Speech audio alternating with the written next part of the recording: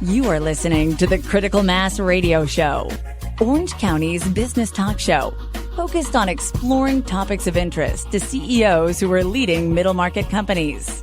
With your host, Richard Franzi. Hello and welcome to Orange County's longest running business talk show. And I am your host, Rick Franzi, and I can guarantee we have a great show planned for you today. Why can I guarantee that? That bold prediction?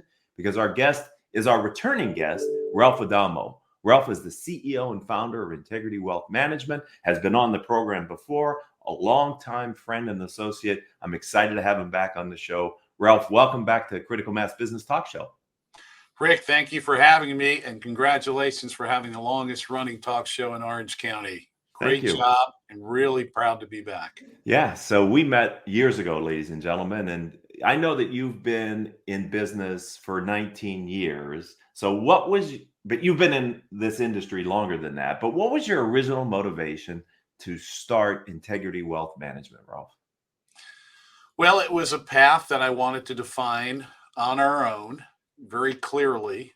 The path was different from the partners that I worked with previously.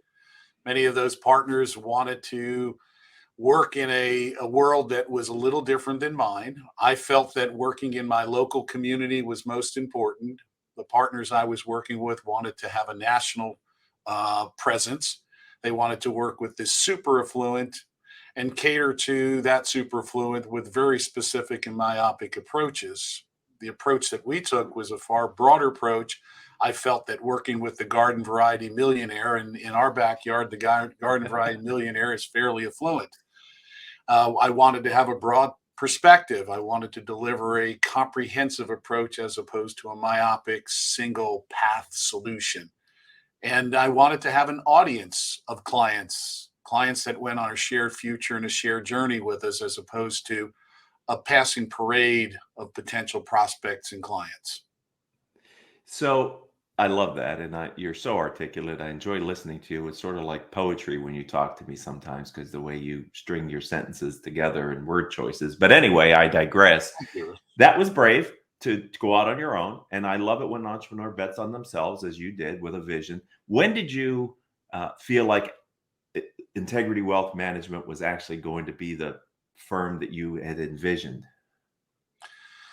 Well, it was the first time I'm admitting this on the air, it was somewhat a midlife crisis 20-something years ago prior to the formation of this firm.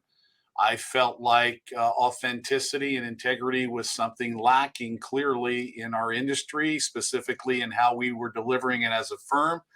And I wanted integrity to be the baseline by which we measured all of our deliverables and all of our standards of operation. So that's what sparked it into play, a deeper philosophical approach that we can't afford to fail. Like the pilot says to their passengers, we say to our clients, if you don't arrive safe, we don't arrive safe. We're in this together, right? And it's a shared and mutual journey that we're on.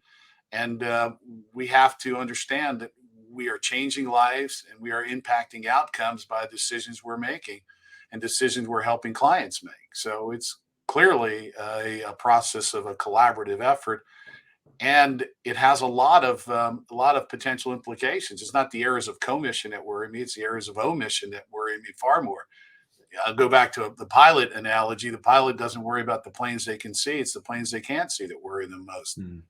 And we've got to be highly cognizant that the terrain is fairly broad, and comprehensive, integrated financial advice and financial planning takes a lot of financial gymnastics, to tell you the truth, in order to incorporate what's going on in one's legacy and estate planning versus their philanthropic planning versus their own risk management tax planning, never mind their portfolio construction and the decisions they're making there. There's a whole lot of pillars or sleeves to comprehensive wealth management if you're going to do it in a manner in which it's synergistic and integrated. And we're going to get into the firm and your vision and how you work with your clients in 1 second. I want to recognize Haley brought on a message from Manuel Guzman. And Manuel, thank you for the kind words. I appreciate it. And I'm glad that you're a regular listener to our program here, streaming live today on LinkedIn and YouTube and Facebook with Ralph Adamo, who is the CEO and founder of Integrity Wealth Management. So Glad you're with us, Manuel. yeah, right. Let's talk about your firm and what you do and how you approach it. I'm not asking for any secret sauce or confidential Yes. information, but philosophically, working with the type of people that you work with here in Orange County, what is your approach? Well, a number of years ago, we developed and have continued to refine a process called the wealthtrack formula. And there's that is the one thing we want our clients to know over the lifetime of a client relationship, and it's certainly throughout generations, because we don't want to just serve the parents. Ultimately, we end up serving the next generation and Mm, possibly the third generation. If you're going to be around for some time, those children grow up, they take on their own financial responsibilities, and who better to serve them to have an integrated vertical approach to all of the generations, so that there is that synergy and symbiotic implications to what goes on from one generation to the next. Especially when you talk about estate and legacy planning, it has outright implications to the next generation. So this process, the wealth track formula, incorporates maybe 120 different things that become relevant over the lifetime of a client relationship. Not all of them are relevant right now, but they become relevant over a period of time. Those 120 plus things fit into 8 comfortable sleeves, from portfolio construction and management to tax awareness planning, because we're not CPAs, we're not attorneys, we're practicing financial services. It could incorporate risk management solution sets, even things that we're not equipped and licensed to sell or deliver, such as property and casualty solutions, whether they're for businesses or for the individual auto, home, and excess liability. These are not solution sets we deliver as a firm, but we want to be highly cognizant of how they impact or defend a client situation or fail to defend a client situation. There's many stories we could go into where clients had inadequate coverages in those areas and were challenged by a lawsuit or a creditor issue. And lo and behold, they were disgorged of a large portion of their estate because they weren't properly insured in areas that they should have been insured. So one needs to defend, one needs to protect, one needs to save, and one needs to grow. And all of those things have to happen in order to keep the financial castle intact. So those 8 sleeves that we have defined in the wealth track formula comes down to the wealth track formula at its base core. It is a process. It's something we are here to, and it's a comprehensive approach that pulls all the pieces of the puzzle together in a panoramic approach to seeing how we need to proceed forward and make course corrections along the way. It's one thing to build a financial plan. It's another thing to do the financial planning along the way, which is a more dynamic and living and breathing aspect to financial plans. So, how long were you implementing these strategies and tactics before you realized that it was a plan, a wealth track plan with 8 sleeves? I mean, was that from day one, or was that an evolving kind of No, it realization? evolved. It's interesting because track is, I envisioned the track early on as the railroad track. And in financial services, it almost seems you're laying one more element of track all the time. It's a never ending growing, and still to this day, it's a growing terrain that keeps expanding. And while it may not be so linear laid out like a track, nevertheless, those puzzle pieces keep adding up. And I wanted to be able to incorporate in one process all of the components that could make up this track.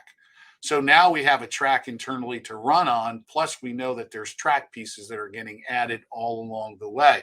So when did I know? In 2003, when Integrity Wealth Management was formed, I called it the wealth track Hmm. early on, but it evolved into those 8 pillars and the study of the 120 things in a very organized fashion. It became that approximately 2006, 2007. So it took about 3 to 4 years to refine what was in our mind and organically working. But now we're able to reduce it to an actual programmatic script so that we knew how that was going to unfold.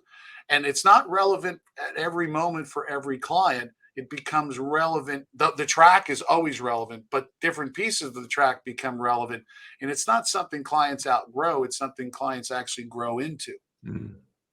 So a teachable moment here on Critical Mass Business Talk Show is for those who are service providers, finding a process and a plan that you can develop and become robust and then articulate, I think really is a differentiator in your space, as hopefully you're hearing Ralph talk about it today, his management, because in your industry, my outside opinion is many times you're dealing with not only the facts, but the emotions that come along with an individual's wealth management. Can you, off script, can you share a little bit about the psychology of what it takes to be a successful wealth manager?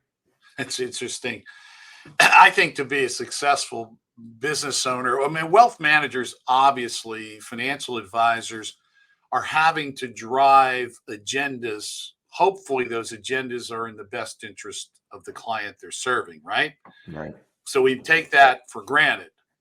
But you have to help clients do some things that they otherwise would not have arrived at considering without your input. And so I always say that good decisions are predicated on three legs of the stool. One, they need to be economically sound. Two, they need to be technically and legally accurate and correct. And then three, the most important leg of the stool, is they need to be emotionally and psychologically suitable and comfortable. Mhm. The first two can be there, economically sound, technically correct, but if they are not comfortable to a client, the client will not move. So one needs to be very cognizant and empathetic as to where the client's coming from, where the client may need to go, and help be able to steward that process almost as a financial shepherd in many instances. Steward that process so that the client can, in their own bite-sized pieces, digest it and be able to move to that decision. It's not always simple. So it does take a lot of emotional interplay and personal interaction when you're having to move some folks from not knowing to learning options to then deciding on which option to select. That's a path that you have to incorporate in your manner and your bedside manner for sure to be successful in this or any other field in which you're helping people come to decisions to improve their outcomes. Yeah, people, I'm sure you know this better than I do, but not people have a very different relationship with money and wealth, and it's not always healthy. And people come to wealth from different stages of their life, whether they've come from a wealth background into their current situation, or they've evolved into it through hard work and good luck and the rest of that. But the conversations that I imagine you and your advisors must have to have with your people is really a very personal and thoughtful conversation, because you really don't know what are the triggers that many people bring to the relationship based on their past experience, I would think. Spot on, Rick. Absolutely spot on. I mean, if you encounter, so there's a group out in our industry called sudden money. This is for money that arrives not sometimes unexpectedly, but in large volume and quickly arrives. The entrepreneur, by the way, most entrepreneurs, for those entrepreneurs that are out there, an overnight success takes 15 to 20 years. Right. But for other folks who either win the lottery, a death in the family and an inheritance, a unfortunate event of a divorce, and now a spouse is given a sizable chunk of money to manage that they've never managed prior, that's a very different element in each one of those. That sudden arrival of money is very different than incubating and maturing your development of wealth over a period of time.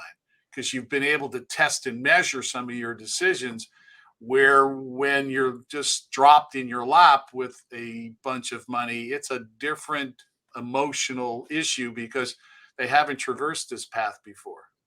Yeah, no confidence based on experience, and probably a lot of emotions about wanting to preserve it and probably then grow it, etc. So I'm going to change our focus a little bit because having had your time in the financial services industry, the mid 80s, what have you seen? What observation of how the industry has changed, matured, can you make here today that keeps your firm relevant and current with your clients and your future clients? It feels like there's two questions in there. I think yesterday I was asked a question about how's the industry changed and evolved. In the mid 80s, this world was everyone, in the words of Floyd Mayweather Jr., he said, "Stay in your lane," to Conor McGregor. Mm. The world used to be like that. The insurance world stayed in its lane. The investment people stayed in their lane. The banking people stayed in their respective lane. Today, those lines are blurred, and many people cross all of those and work in every one of those areas. So, wealth management, which in the beginning used to be just nomenclature, now I see it actually being a defined process. Mm. People actually understand what the terrain is of wealth management, what it should and shouldn't incorporate. In fact, I don't know if you'll get around to this, but we're writing a book called Integrity at Work. And the big theme of that book, Rick, is about helping clients and helping professionals define what that terrain comprises.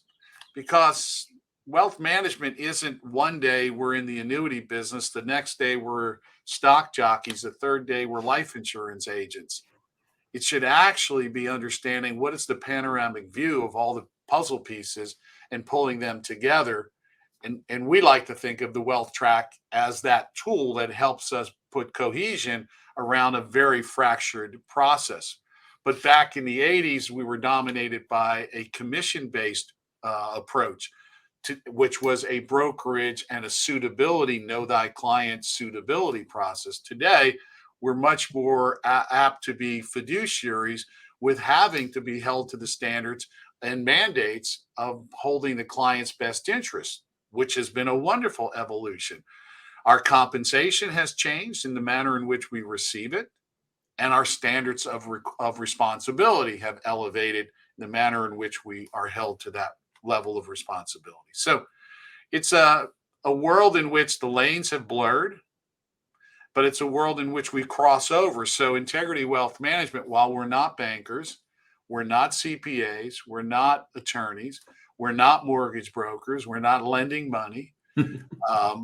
We still have to have strengths in those areas in order to be fluent when having conversations. So rather than telling a client to go see one of three possible attorneys in which to choose to figure out who you like for your wills, your trust, your powers of attorney, and your healthcare directives, we don't outsource that. We recruit in and engage into the process, either their advisor of choice or an advisor of choice that we've vetted together.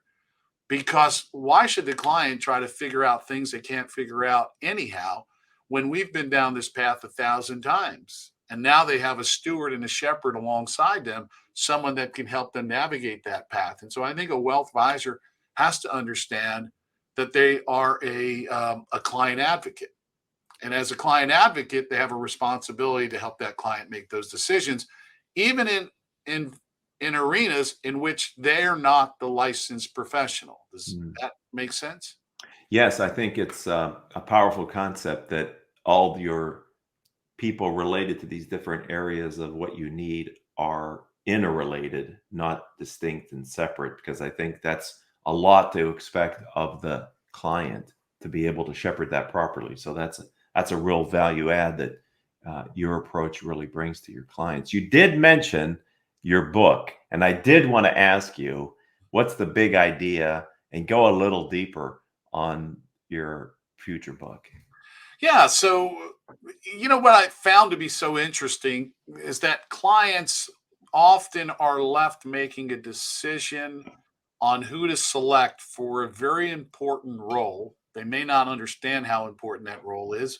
Probably in retrospect, they'll understand years later if they've stayed with a good advisor and a good advisory firm, they'll understand years later how many good decisions they have made and how many pitfalls they have avoided.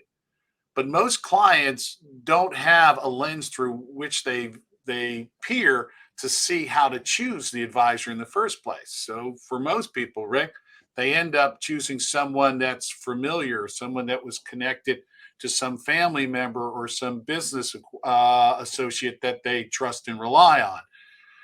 But they really don't know the full definition of what financial advice should incorporate or wealth management should include. And so this book was to help the client understand how to select, how to see, how to understand if their current advisor or the advisor they're going to choose is an advisor that's actually holding up the lens to a broad panoramic view of what comprehensive wealth management actually means. It sets out the terrain and gives very descriptive approaches as to what should be incorporated in the terms of the actual factual data, and then two, how the virtue of integrity actually plays through in a relationship like this called a shared future. Because not everybody speaks like that that's a financial advisor about a shared journey. It's literally getting in the trenches with that client. Again, remember, we're on this plane together, this vessel together. If we don't arrive safe, they don't arrive safe, and vice versa. If the client doesn't arrive safe, we don't arrive safe. We've got to see it as that kind of co-commitment going into the future.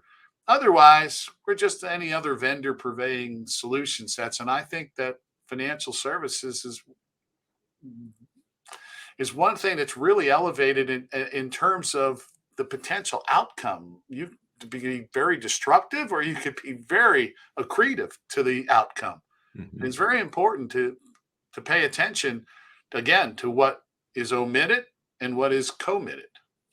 So let me ask you two questions about the book. One, how long have you thought about writing a book before you actually made the commitment and investment of time and energy to write the book? Oh my gosh. Early on in my career, I thought writing a book would be something I wanted to do. And that's 37 years ago now. Um, it was COVID, the be- coming out of COVID, going Okay. into COVID.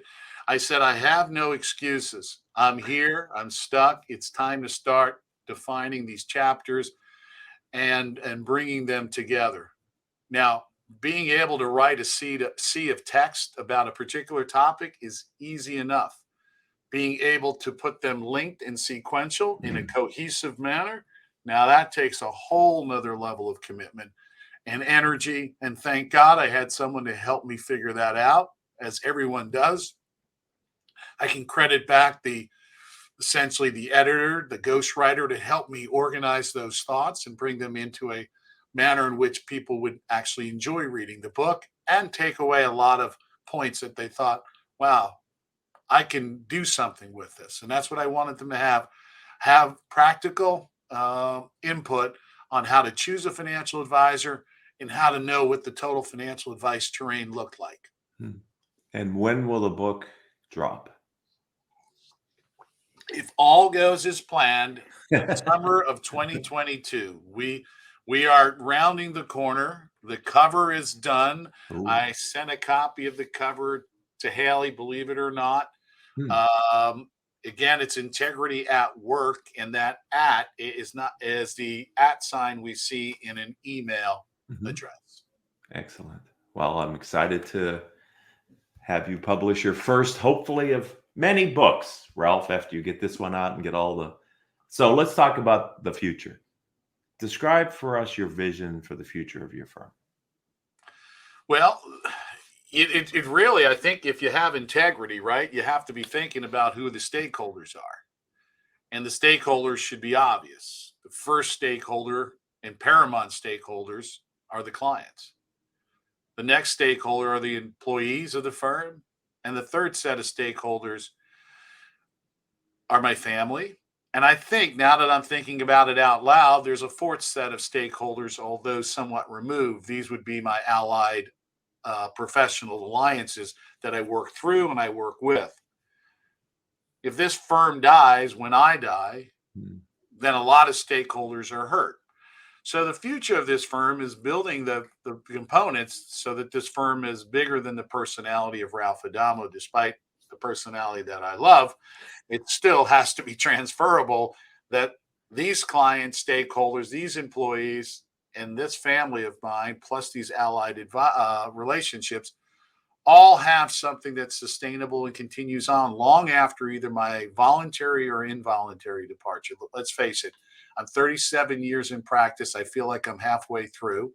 I feel like I've never been better at what I do. I've never been sharper. I've never been more involved and more energetic. But life may take a different course for me. And so we have been setting up that path forward so that this company stays sustainable and transferable to the next folks that are filling in right behind me as we broaden this enterprise into a true enterprise from a personality practice. That's really good to do. And as you're experiencing it, it takes time. It's not an overnight decision that you can implement. So Correct. Applauding for you to figuring out how to leave a legacy when you finally do leave the practice. So if someone would like to learn more about Ralph Adamo or Integrity Wealth Management, what do you recommend they do? Well, the website Integrity IWM, so integrity spelled out, then the initial I for integrity, initial W for wealth, the initial M for management.com. It's a great place to start. I would suggest probably the most robust place to learn more about us is I had created a library of videos, 2 and 3 minute long videos on who we are, what we do, how we do it, even a why. Who's our classic client if they wanted to learn more. All that information in that 10 or 12 library video. You'll go to the resources tab. Under the resources tab, there's a whole bunch of content, but the bottom link in that tab is video library. Click on that and up will pop a whole bunch of playable videos for you, all short enough to keep your attention and all informative enough to actually leave you with some substance. That's a great idea. And people like to watch the videos. It's the best way to learn, right? It's easiest. So that's great. Thank you. And I appreciate you being a long-term acquaintance / friend. Hope I can consider you and call you a friend here on the program. Absolutely. Continued success. And I look forward to having you back on the program at some point in the future and talk about the evolution of your business. Yes, Rick, it was a delight again to be on Orange County's longest running talk radio podcast. I would love to see you get past the 2000 episode and maybe be your interviewee on that day and your guest. Okay, Haley, write that down. So we are at 1356. So we have a little bit of time to go, Ralph, but we'll certainly put you in the queue for our 2000th guest. Thank you, my friend. It was a real pleasure, Rick. If you're an Orange County entrepreneur and you'd like to tell your story, as Ralph has just done, then contact me either on LinkedIn, which is Rick Franzi, RICFRANZI. You could visit my website. It's the same thing, rickfranzi.com, and we can engage in a conversation. And until the next time we have a chance to be together, I hope that all of your business decisions will move your company in a positive direction.